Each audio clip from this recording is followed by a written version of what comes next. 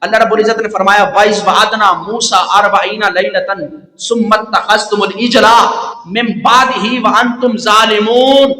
اللہ تعالیٰ فرماتا ہے ہم نے موسیٰ علیہ السلام سے 40 راتوں کا وعدہ فرمایا۔ کتنی راتوں کا؟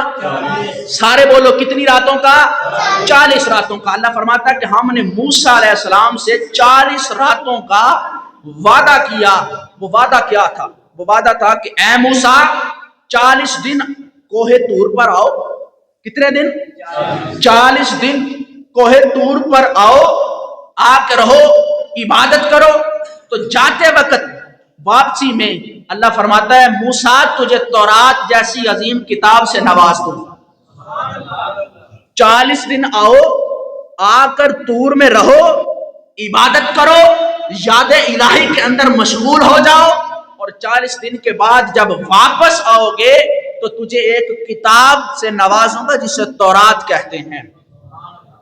حضرت موسیٰ نبی 40 دن کوہ طور پر گئے کتاب لینے کے لیے۔